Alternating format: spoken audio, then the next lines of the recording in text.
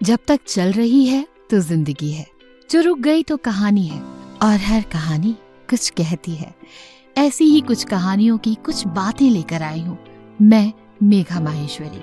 हमारी कहानियों की श्रृंखला में आज आप सुनेंगे धर्मवीर भारती की मशहूर किताब गुनाहों का देवता का 11वां भाग। सुधा पर इन दिनों घूमना सवार था। सुबह हुई कि चप्पल पहनी और गायब।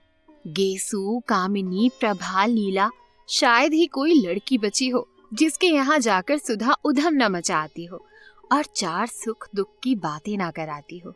विंती को घूमना बहुत पसंद था। हाँ, जब कभी सुधा गेसु के यहाँ जाती थी तो विंती जरूर जाती थी। उसे सुधा के सभी मित्रों में गेसु सबसे ज्यादा पसंद थी। डॉक्टर शुक्ला के ब्यूरो में छुट्टी हो चुकी थी, पर वो सुधा का ब्याह तय करने की कोशिश कर रहे थे, इसीलिए वो बाहर भी नहीं गए थे। चंदर 1.5 महीने तक लगातार मेहनत करने के बाद पढ़ाई लिखाई की ओर से आराम कर रहा था और उसने निश्चित कर लिया था कि अब बरसात के पहले तक वो किताब छुएगा भी नहीं। बड़े आराम से दिन कटते थे उसके। सुबह उठकर साइकिल पर गंगा नहाने जाता था और वहाँ अक्सर ठाकुर साहब से भी मुलाकात हो जाती थी। डॉक्टर शुक्ला ने भी कई दफा इरादा किया कि वो गंगा जी चला करें, लेकिन एक तो उनसे दिन में काम नहीं होता था और शाम को वो घूमते और सुबह उठकर किताब लिखते थे। एक दिन सुबह लिख रहे थे कि चंदर आया और उनके पैर छूकर बोला, प्रांतीय सरकार का वो पुरस्कार कल शाम को आ गया। कौन सा? वो जो उत्तर प्रांत में माता और शिशुओं की मृत्यु संख्या पर मैंने निबंध लिखा था, उसी पर। तो क्या पदक आ गया? डॉक्टर शुक्ला ने कहा। जी। अपनी जेब में से एक मखमली डिब्बा निकालकर चंदर ने दिया। पदक बहुत सुंदर था, जगमगाता हुआ स्वर्ण पदक जिसमें प्रांतीय राजमुद्रा अंकित थी। ईश्वर तुम्हें बहुत यशस्वी करे जीवन में। डॉक्टर शुक्ला ने पदक उसकी कमीज में अपने हाथों से लगा दिया। जाओ अंदर सुधा को दिखाओ। चंदर जाने लगा तो डॉक्टर साहब ने बुलाया। अच्छा, अब सुधा की शादी का इंतजाम करना है। हमसे तो कुछ होने से रहा, तुम ही को सब करना होगा। और सुनो, जेठ दशहरे को लड़के का भाई और माँ देखने आ रहे हैं और बहन भी आएगी गांव से। अच्छा।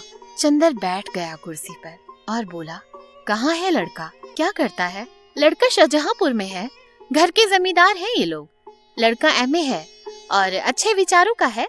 उसने लिखा है कि सिर्फ 10 आदमी बारात में आएंगे, एक दिन रुकेंगे, संस्कार के बाद चले जाएंगे। सिवा लड़की के गहने कपड़े और लड़के के गहने कपड़ों के और कुछ भी नहीं स्वीकार करेंगे। अच्छा, ब्राह्मणों में तो ऐसा कुल नहीं मिलेगा। तभी तो सुधा की किस्मत है, वरना तुम विंती के ससुर को तो देख ही चुके हो। अच्छा जाओ, सुधा से मिलाओ। वो सुधा के कमरे में आ गया। सुधा थी ही नहीं। वो आंगन में आया, देखा महराजिन खाना बना रही थी और बिंती बरामदे में बुरादे की अंगीठी पर पकौड़ियाँ बना रही थी। आइए, बिंती बोली। दीदी तो गई है गेसु को बुलाने। आज गेसु की दावत है ना, पीढ़े पर बैठिएगा। लीजिए। एक पीढ़ा अंदर की ओर बिंती ने खिसका दिया। चंदर बैठ गया। बिंती ने उसके हाथ में मखमली डिब्बा देखा तो पूछा, ये क्या लाए हैं? कुछ दीदी के लिए है क्या? ये तो अंगूठी मालूम पड़ती है। अंगूठी? वो क्या इसे दाल में मिलाकर खाएगी? जंगली कहेगी। उसे क्या तमीज है अंगूठी पहनने की? हमारी दीदी के लिए ऐसी बात कही तो अच्छा नहीं होगा। हाँ, उसे विंती ने उसी तरह गर्दन टेढ़ी कर आंखें डुलाते हुए धमकाया। उन्हें नहीं अंगूठी पहननी आएगी तो क्या आपको आएगी? अब ब्याह में 16 सिंगार करेंगी। अच्छा, दीदी कैसी लगेंगी घूंघट काट के?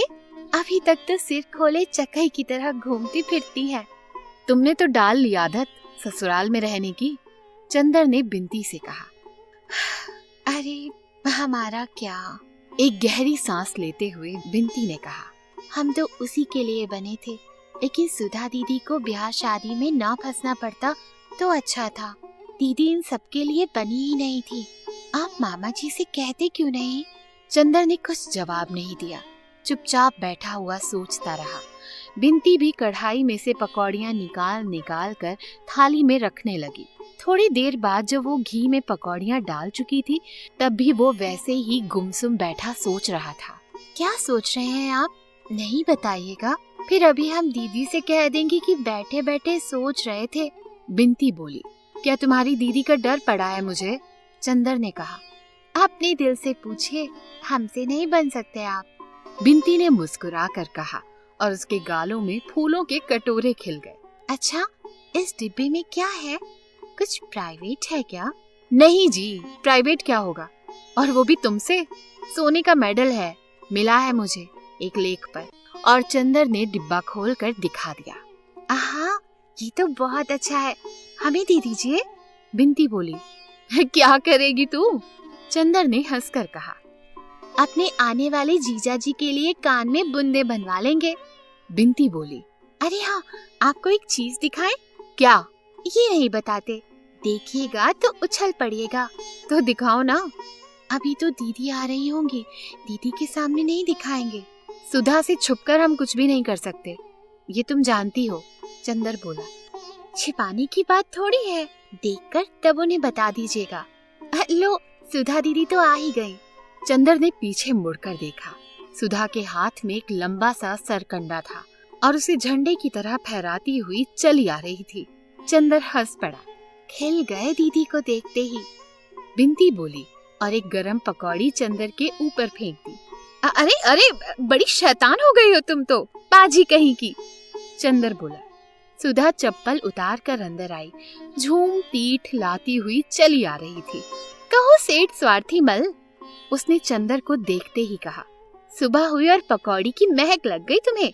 पीढ़ा खींचकर उसके बगल में बैठ गई और सरकंडा चंदर के हाथ पर रखते हुए बोली। लो, ये गन्ना घर में बो देना और गंडेरी खाना। अच्छा। और हाथ बढ़ाकर वो डिब्बिया उठा ली और बोली। इसमें क्या है, खोले या ना खोले? अच्छा, खत तक तो हमारे बिना पूछे खोल लेती हो, इसे पूछ के खोलोगी? अरे हमने सोचा शायद ये डिबिया में पम्मी का दिल बंद हो। तुम्हारी मित्र है, शायद स्मृति चिन्ह में वही दे दिया हो। और सुधा ने डिबिया खोली तो उछल पड़ी। अरे ये तो उसी निबंध पर मिला है जिसका चार्ट तुमने बनाया था। हाँ, तब तो ये हमारा है। डिबिया अपने बक्स में छिपा कर सुधा बोली। तुम्हारा तो है ही, मैं अपना कब कहता हूँ। चंदर ने कहा। लगा कर देखो। और सुधा उठकर चल दी। अरे बिंती, 2 पकौड़े तो दो। और 2 पकौड़ियाँ लेकर खाते हुए चंदर सुधा के कमरे में गया। देखा, सुधा शीशे के सामने खड़ी है और मेडल अपनी साड़ी में लगा रही है। वो चुपचाप खड़ा होकर देखने लगा। सुधा ने मेडल लगाया और क्षण भर तन कर देखती रही। फिर उसे एक हाथ में बक्स पर चिपका लिया और मुंह झुकाकर उसे चूम लिया। बस कर दिया ना गंदा उसे। चंदर मौका नहीं चूका और सुधा तो जैसे पानी पानी, गालों में लाज की रत्नारी लपटें फूटी और एड़ी तक धधक उठी। फौरन शीशे के पास से हट गई और बिगड़ कर बोली। चोर कहीं के, क्या देख रहे थे? बिंती इतने में तश्तरी में पकौड़ी रखकर ले आई। सुधा ने झट से मेडल उतार दिया और बोली। लो, रख लो सहेज कर। अरे क्यों, पहने रहो ना। ना बाबा, पराई चीज, अभी खो जाए तो दंड भरना पड़े। और मेडल चंदर की गोद में रख दिया। बिंती ने धीमे से कहा। या मुरली मुरलीधर की अधरा, न धरी अधरा न धरोंगी। चंदर और सुधा दोनों झेप गए। लो, गेसु आ गई। सुधा की जान में जान आ गई। चंदर ने विंती का कान पकड़कर कहा। बहुत उल्टा सीधा बोलने लगी है आजकल। विंती ने कान छुड़ाते हुए कहा। अब कोई झूठ थोड़ी ना कहती हूँ मैं। चंदर चुपचाप सुधा के कमरे में पकौड़ियाँ खाता रहा। बगल के कमरे में सुधा, गेसु, फूल और हसरत बैठे बातें कर रहे थे। बिंती उन लोगों को नाश्ता देती रही। उस कमरे में नाश्ता पहुंचाकर बिंती एक गिलास में पानी लेकर चंदर के पास आई और पानी रखकर बोली। अभी हलवा ला रहे हैं, जाइएगा मत। और पल भर में तश्तरी में हलवा रखकर ले आई। अब मैं चल रहा हूँ, चंदर ने कहा। बैठो, अभी हम एक चीज दिखाएंगे, जरा गेसु से बात कर आए। बिंती बड़े भोले स्वर में बोली। आइए हसरत मियाँ। और पल भर में नन्हे मुन्ने से 6 बरस के हसरत मियाँ तंजेब का कुर्ता और वूड़ीदार पायजामे पर पीले रेशम की जैकेट पहने कमरे में खरगोश की तरह उछल आए। आधा वर्ष। बड़े तमीज से उन्होंने चंदर को सलाम किया। चंदर ने उसे गोद में उठाकर पास बिठा लिया। लो हलवा खाओ हसरत। हसरत ने सिर हिला दिया और बोला, केसू ने कहा था जाकर चंदर भाई से हमारा आदाब कहना और कुछ खाना मत, हम खाएंगे नहीं। चंदर बोला, हमारा भी नमस्ते कह दो उनसे जाकर। हसरत उठ खड़ा हुआ। हम कह आए? फिर मुड़कर बोला, आप तब तक हलवा खत्म कर देंगे। चंदर हंस पड़ा। नहीं, हम तुम्हारा इंतजार करेंगे, जाओ। हसरत सिर हिलाता हुआ चला गया। इतने में सुधा आई और बोली, गेसू की गजल तो सुनो यहाँ बैठकर। आवाज आ रही है ना? फूल भी आई है, इसीलिए गेसू तुम्हारे सामने नहीं आएगी, वरना फूल अम्मी जान से शिकायत कर देगी। लेकिन वो तुमसे मिलने को बहुत इच्छुक है। अच्छा, यहाँ से सुनना बैठे बैठे। सुधा चली गई। गेसू ने गाना शुरू किया, बहुत महीन, पतली लेकिन बेहद मीठी आवाज में, जिसमें कसक और नशा दोनों घुले मिले थे। चंदर एक तकिया टेक कर बैठ गया और उनींदा सा सुनने लगा। गजल खत्म होते ही सुधा भाग कर आई। कहो, सुन लिया ना? और उसके पीछे पीछे आया हसरत और सुधा के पैरों में लिपट कर बोला, सुधा, हम हलवा नहीं खाएंगे। सुधा हंस पड़ी। पागल, ले खा ले। और उसके मुंह में हलवा ठूस दिया। हसरत को गोद में लेकर वो चंदर के पास बैठ गई और गेसू के बारे में बताने लगी। गेसू गर्मियां बिताने नैनीताल जा रही थी। वहीं अख्तर की मम्मी भी आएंगी और मंगनी की रस्म भी पूरी करेंगी। अब वो पढ़ेगी नहीं, जुलाई तक उसका निकाह हो जाएगा। कल रात की गाड़ी से जा रहे हैं ये लोग, वगैरह वगैरह। बिनती बैठी बैठी गेसू और फूल से बातें करती रही। थोड़ी देर बाद सुधा उठकर चली गई। तुम जाना मत, आज खाना यही खाना। मैं बिनती को तुम्हारे पास भेज रही हूँ, उससे बातें करते रहना। थोड़ी देर बाद बिनती आई। उसके हाथ में कुछ था जिसे वो अपने आंचल से छिपाए हुए थी। आई और बोली, आप दीदी नहीं है, जल्दी से देख लीजिए। क्या है? चंदर ने ताज्जुब से पूछा। जीजा जी की फोटो है, बिनती ने मुस्कुरा कर कहा और एक छोटी सी बहुत कलात्मक फोटो चंदर के हाथ में रख दी। अरे ये तो मिश्र है, कॉमरेड कैलाश मिश्र। और चंदर के दिमाग में बरेली की बातें, लाठी चार्ज, सभी कुछ घूम गया। चंदर के मन में इस वक्त जाने कैसा लग रहा था। कभी बड़ा अचरज होता, कभी एक संतोष होता कि चलो सुधा के भाग्य की रेखा उसे अच्छी जगह ले गई। फिर कभी सोचता कि मिश्र इतना विचित्र स्वभाव का है, सुधा की उससे निभेगी या नहीं। फिर सोचता, नहीं, सुधा भाग्यवान है, इतना अच्छा लड़का मिलना मुश्किल था। आप इन्हें जानते हैं? बिनती ने पूछा। हाँ, सुधा भी उन्हें नाम से जानती है, शक्ल से नहीं, लेकिन अच्छा लड़का है, बहुत अच्छा लड़का। चंदर ने एक गहरी सांस लेकर कहा और फिर चुप हो गया। बिनती बोली, क्या सोच रहे हैं आप? कुछ नहीं। पलकों में आए आंसू रोककर और होठों पर मुस्कान लाने की कोशिश करते हुए चंदर बोला, मैं सोच रहा हूँ आज कितना संतोष है मुझे, कितनी खुशी है मुझे कि सुधा एक ऐसे घर में जा रही है जो इतना अच्छा है, एक ऐसे लड़के के साथ जा रही है जो इतना ऊंचा। कहते कहते चंदर की आंखें भर आईं। बिनती चंदर के पास खड़ी होकर बोली, छी चंदर बाबू, आपकी आंखों में आंसू, ये तो अच्छा नहीं लगता। जितनी पवित्रता और ऊंचाई से आपने सुधा के साथ निभाव किया है, ये तो शायद देवता भी नहीं कर पाते। और दीदी ने आपको जैसा निश्चल प्यार दिया है, उसको पाकर तो आदमी स्वर्ग से भी ऊंचा उठ जाता है, औलाद से भी ज्यादा ताकतवर हो जाता है। फिर आज इतने शुभ अवसर पर आप में कमजोरी कहाँ से? हमें तो बड़ी शर्म लग रही है। आज तक दीदी तो दूर, हम तक को आप पर गर्व था। अच्छा, मैं फोटो रख तो आऊं, वरना दीदी आ जाएंगी। बिनती ने फोटो ली और चली गई। बिनती जब लौटी तो चंदर स्वस्थ था। बिनती की ओर क्षण भर चंदर ने देखा और कहा, मैं इसीलिए नहीं रोया था बिनती, मुझे ये लगा कि यहाँ कैसा लगेगा। खैर जाने दो, एक दिन तो ऐसा होना ही है ना, सहना तो पड़ेगा ही। बिनती बोली, हाँ सो तो है, अच्छा विंती, सुधा नई फोटो देखी है? चंदर ने पूछा। अभी नहीं, असल में मामा जी ने मुझसे कहा था कि ये फोटो सुधा को दिखा दे, लेकिन मेरी हिम्मत नहीं पड़ी। मैंने उनसे कह दिया कि चंदर आएंगे तो वो दिखा देंगे।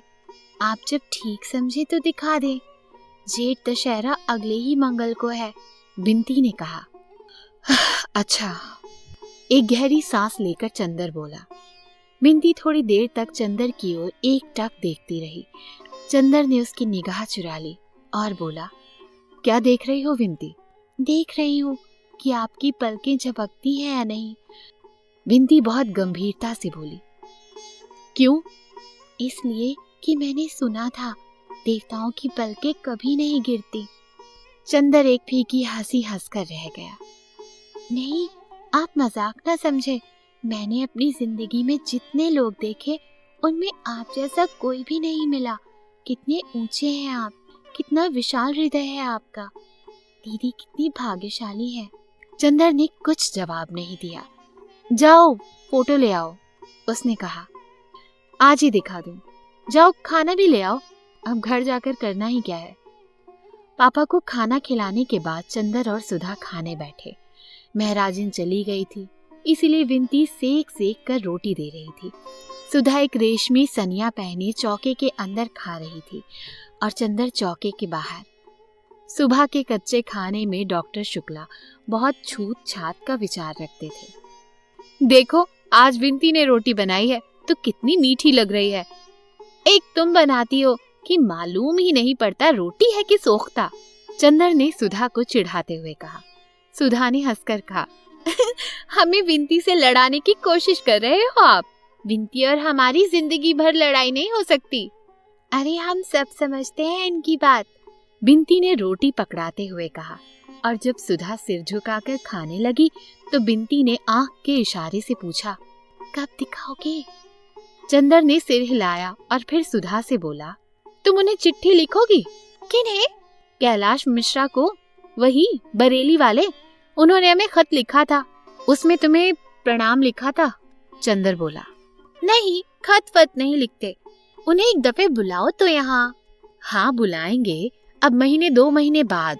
तब तुमसे खूब परिचय करा देंगे और तुम्हें उनकी पार्टी में भी भर्ती करा देंगे। चंदर ने कहा। क्या? हम मजाक नहीं करते, हम सचमुच समाजवादी दल में शामिल होंगे। सुधा बोली। अब हम सोचते हैं कुछ काम करना चाहिए। बहुत खेल कूद लिए, बचपन निभा लिया हमने। उन्होंने अपना चित्र भेजा है, देखोगी? चंदर ने जेब में हाथ डालते हुए पूछा। कहाँ? सुधा ने बहुत उत्सुकता से पूछा। निकालो देखें। पहले बताओ, हमें क्या इनाम दोगी? बहुत मुश्किल से भेजा है उन्होंने चित्र। चंदर ने कहा। इनाम देंगे और तुम्हें सुधा बोली और झट से झपट कर चित्र छीन लिया। अरे छू लिया चौके में से, विंती ने दबी जबान में कहा। सुधा ने थाली छोड़ दी, अब छू गई थी वो, अब खा नहीं सकती थी। अच्छी फोटो देखी दीदी ने, सामने की थाली ही छूट गई, विंती ने कहा। सुधा ने हाथ धोकर आंचल के छोर से पकड़कर फोटो देखी और बोली, चंदर सचमुच देखो कितने अच्छे लग रहे हैं। कितना तेज है चेहरे पर, और माथा देखो कितना ऊंचा है। सुधा फोटो देखते हुए बोली। अच्छी लगी फोटो? पसंद है? चंदर ने बहुत गंभीरता से पूछा। हाँ हाँ, और समाजवादियों की तरह तो लगते भी नहीं है, सुधा बोली। अच्छा सुधा, यहाँ आओ। और चंदर के साथ सुधा अपने कमरे में जाकर पलंग पर बैठ गई। चंदर उसके पास बैठ गया और उसका हाथ अपने हाथ में लेकर उसकी अंगूठी घुमाते हुए बोला, सुधा एक बात कहें, मानोगी? क्या? सुधा ने बहुत दुलार और भोलेपन से पूछा। पहले बताओ कि मानोगी? चंदर ने उसकी अंगूठी को एकटक देखते हुए कहा। फिर हमने कभी तुम्हारी कोई बात टाली है क्या? क्या बात है? तुम मानोगी चाहे कुछ भी हो, चंदर ने कहा। हाँ हाँ कह तो दिया, अब कौन सी तुम्हारी ऐसी बात है जो तुम्हारी सुधा नहीं मान सकती? आंखों में, वाणी में, अंग अंग से सुधा के आत्मसमर्पण छलक रहा था। फिर अपनी बात पर कायम रहना। सुधा देखो, उसने सुधा की उंगलियां अपनी पलकों से लगाते हुए कहा। सुधी मेरी, तुम उस लड़के से ब्याह कर लो। क्या? सुधा चोट खाई नागिन की तरह तड़प उठी। इस लड़के से यही शक्ल है इसकी हमसे ब्याह करने की। चंदर, हम ऐसा मजाक ना पसंद करते हैं, समझे कि नहीं? इसीलिए बड़े प्यार से बुला लाए, बड़ा दुलार कर रहे थे। तुम अभी वादा कर चुकी हो, चंदर ने बहुत आजिजी से कहा। वायदा? कैसा? तुम कब अपने वायदे निभाते हो? और फिर ये धोखा देकर वायदा कराना क्या? हिम्मत थी तो साफ साफ कहते हमसे, हमारे मन में आता सो कहते। हमें इस तरह से बांधकर क्यों बलिदान चढ़ा रहे हो? और सुधा हमारे गुस्से के रोने लगी। चंदर स्तब्ध। उसने इस दृश्य की कल्पना ही नहीं की थी। वो क्षण भर खड़ा रहा। वो क्या कहे सुधा से, कुछ समझ में ही नहीं आता था। वो गया और रोती हुई सुधा के कंधे पर हाथ रख दिया। हटो उधर। सुधा ने बहुत रुखाई से हाथ हटा दिया और आंचल से सिर ढकती हुई बोली, मैं ब्याह नहीं करूंगी, कभी नहीं करूंगी, किसी से नहीं करूंगी। तुम सभी लोगों ने मिलकर मुझे मार डालने की ठानी है, तो मैं अभी सिर पटक पटक कर मर जाऊंगी। और मारे तैश के सचमुच सुधा ने अपना सिर दीवार पर पटक दिया। अरे! दौड़कर चंदर ने सुधा को पकड़ लिया, मगर सुधा ने गरज कर कहा, दूर हटो चंदर, छूना मत मुझे। और जैसे उसमें जाने कहाँ की ताकत आ गई थी, उसने खुद को चंदर से छुड़ा लिया। चंदर ने दबी जुबान से कहा, छी सुधा, ये तुमसे उम्मीद नहीं थी मुझे। ये भावुकता तुम्हें शोभा नहीं देती। कैसी बातें कर रही हो तुम? हम वही चंदर है ना? हाँ, वही चंदर हो। और तभी तो इस सारी दुनिया में तुम ही एक रह गए हो मुझे फोटो दिखाकर पसंद कराने को। सुधा सिसक सिसक कर रोने लगी। पापा ने भी धोखा दे दिया, हमें पापा से भी ये उम्मीद न थी। पगली, कौन अपनी लड़की को हमेशा अपने पास रख पाया है? चंदर बोला। तुम चुप रहो चंदर, हमें तुम्हारी बोली जहर लगती है। सुधा, ये फोटो तुम्हें पसंद है? तुम्हारी जुबान हिली कैसे? शर्म नहीं आई तुम्हें? हम कितना मानते थे पापा को, कितना मानते थे तुम्हें। हमें ये बिल्कुल नहीं मालूम था कि तुम लोग ऐसा करोगे।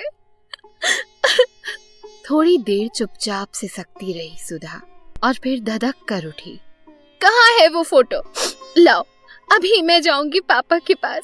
मैं कहूंगी उनसे, हाँ, मैं इस लड़के को पसंद करती हूँ, वो बहुत अच्छा है, बहुत सुंदर है, लेकिन मैं उससे शादी नहीं करूंगी। मैं किसी से शादी नहीं करूंगी। झूठी बात है। और उठकर पापा के कमरे की ओर जाने लगी। खबरदार जो एक कदम भी बढ़ाया, चंदर ने डांट कर कहा। बैठो इधर। मैं नहीं रुकूंगी। सुधा ने अकड़ कर कहा। नहीं रुकोगी? नहीं रुकूंगी। और चंदर का हाथ तैश में उठा और एक भरपूर तमाचा सुधा के गाल पर पड़ा। सुधा के गाल पर नीली उंगलियां उपट आई। वो स्तब्ध, जैसे पत्थर बन गई हो।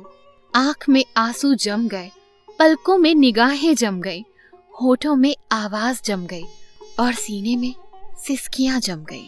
चंदर ने एक बार सुधा की ओर देखा और कुर्सी पर जैसे गिर पड़ा और सिर पटक कर बैठ गया। सुधा कुर्सी के पास जमीन पर बैठ गई, चंदर के घुटनों पर सिर रख दिया, बड़ी भारी आवाज में बोली, चंदर, देखिए कहीं तुम्हारे हाथ में चोट तो नहीं आई? चंदर ने सुधा की ओर देखा, एक ऐसी निगाह से जिसमें कब्र मुंह फाड़ कर जमाई ले रही हो। सुधा एकाएक फिर सिसक पड़ी और चंदर के पैरों पर सिर रखकर बोली, चंदर, सचमुच मुझे अपने आश्रय से निकाल कर ही मानोगे?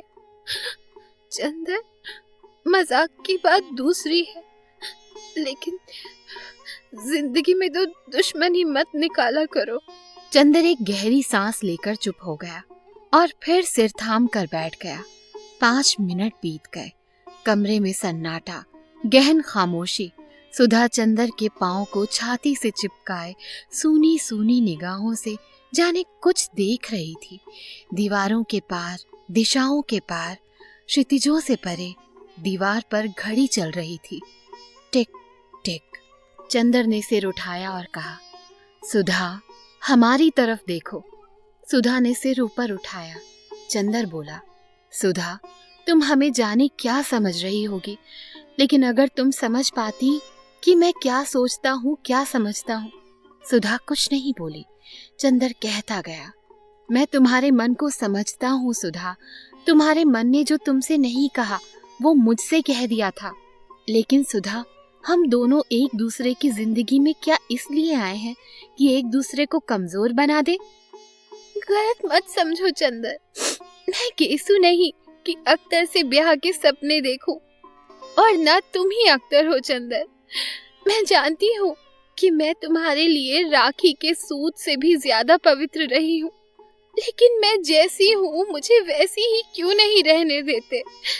मैं किसी से शादी नहीं करूंगी, मैं पापा के पास रहूंगी। शादी को मेरा मन नहीं कहता तो मैं क्यों करूं? तुम गुस्सा मत हो, दुखी मत हो। तुम आज्ञा दोगे तो मैं कुछ भी कर सकती हूँ, लेकिन हत्या करने से पहले ये तो देख लो कि मेरे हृदय में क्या है। सुधा ने चंदर के पांव को अपने हृदय से और भी दबाकर कहा, सुधा, तुम एक बात सोचो। अगर तुम सबका प्यार बटोरती चलती हो तो कुछ तुम्हारी जिम्मेदारी है या नहीं? पापा ने आज तक तुम्हें किस तरह पाला, अब क्या तुम्हारा ये फर्ज है कि तुम उनकी बात को ठुकराओ? और एक बात और सोचो, हम पर कुछ विश्वास करके ही उन्होंने कहा है कि मैं तुमसे फोटो पसंद करवाऊं। अगर तुम इनकार कर देती हो तो एक तरफ से पापा को तुमसे धक्का पहुंचेगा, दूसरी ओर मेरे प्रति उनके विश्वास को कितनी चोट लगेगी।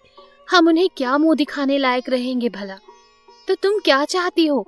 महज अपनी थोड़ी सी भावुकता के पीछे तुम सभी की जिंदगी चौपट करने के लिए तैयार हो? ये तुम्हें शोभा नहीं देता है। क्या कहेंगे पापा कि चंदर ने अभी तक तुम्हें यही सिखाया था? हमें लोग क्या कहेंगे बताओ? आज तुम शादी ना करो, उसके बाद पापा हमेशा के लिए दुखी रहा करेंगे और दुनिया हमें कहा करे। तुम्हें अच्छा लगेगा क्या? नहीं। सुधा ने भर्राए हुए गले से कहा। तब और फिर एक बात और है ना सुधी, सोने की पहचान आग में होती है ना। लपटों में अगर उसमें और निखार आए तभी वो सच्चा सोना है। सचमुच मैंने तुम्हारे व्यक्तित्व को बनाया है या तुमने मेरे व्यक्तित्व को बनाया है, ये तो तभी मालूम होगा जब हम लोग कठिनाइयों से, वेदनाओं से, संघर्षों से खेले और बाद में विजयी हो। और तभी मालूम होगा कि सचमुच मैंने तुम्हारे जीवन में प्रकाश और बल दिया है। अगर सदा तुम मेरी बाहों की सीमा में रही और मैं तुम्हारी पलकों की छांव में रहा और बाहर के संघर्षों से हम लोग डरते रहे तो कायरता है। और मुझे अच्छा लगेगा कि दुनिया कहे कि मेरी सुधा, जिस पर मुझे नाज था, वो कायर है। बोलो, तुम कायर कहलाना पसंद करोगी? हाँ। सुधा ने फिर चंदर के घुटनों में मुंह छुपा लिया। क्या ये मैं सुधा के मुंह से सुन रहा हूँ? छी पगली, अभी तक तेरी निगाहों ने मेरे प्राणों में अमृत भरा है और मेरी सांसों ने तेरे पंखों में तूफानों की तेजी। और हमें तुम्हें तो आज खुश होना चाहिए कि अब सामने जो रास्ता है उसमें हम लोगों को ये सिद्ध करने का अवसर मिलेगा कि सचमुच हम लोगों ने एक दूसरे को ऊंचाई और पवित्रता दी है। मैंने आज तक तुम्हारी सहायता पर विश्वास किया था, आज क्या तुम मेरा विश्वास तोड़ दोगी? सुधा, इतनी क्रूर क्यों हो रही हो आज तुम साधारण लड़की नहीं हो, तुम ध्रुव तारा से ज्यादा प्रकाशमान हो। तुम ये क्यों चाहती हो कि दुनिया कहे सुधा भी एक साधारण सी भावुक लड़की थी और आज मैं अपने कान से सुनूं? बोलो सुधी। चंदर ने सुधा के सिर पर हाथ रखकर कहा। सुधा ने आंखें उठाई, बड़ी कातर निगाहों से चंदर की ओर देखा और सिर झुका लिया। सुधा के सिर पर हाथ फेरते हुए चंदर बोला, सुधा, मैं जानता हूँ मैं शायद तुम पर बहुत सख्ती कर रहा हूँ, लेकिन तुम्हारे सिवा और मेरा है कौन? बताओ, तुम ही पर अपना अधिकार भी आजमा सकता हूँ। विश्वास करो मुझ पर सुधा। जीवन में अलगाव, दूरी, दुख और पीड़ा आदमी को महान बना सकती है। भावुकता और सुख हमें ऊंचे नहीं उठाते। बताओ सुधा, तुम्हें क्या पसंद है? मैं ऊंचा उठूं तुम्हारे विश्वास के सहारे, तुम ऊंची उठो मेरे विश्वास के सहारे। इससे अच्छा और क्या है सुधा? चाहो तो मेरे जीवन को एक पवित्र साधन बना दो, चाहो तो एक छिछली अनुभूति। सुधा ने एक गहरी सांस ली, क्षण भर घड़ी की ओर देखा और बोली, इतनी जल्दी क्या है अभी चंदर? तुम जो कहोगे मैं कर लूंगी। और फिर वो सिसकने लगी। लेकिन इतनी जल्दी क्या है, अभी मुझे पढ़ तो लेने दो। नहीं सुधी, इतना अच्छा लड़का फिर नहीं मिलेगा, और इस लड़के के साथ तुम वहाँ पढ़ भी सकती हो। मैं जानता हूँ उसे, वो देवताओं सा निश्चल है। बोलो, मैं पापा से कह दूं कि तुम्हें पसंद है? सुधा कुछ नहीं बोली। मौन का मतलब हाँ है ना? चंदर ने पूछा। सुधा ने कुछ नहीं कहा, झुककर चंदर के पैरों को अपने होठों से छू लिया और पलकों से 2 आंसू चू पड़े।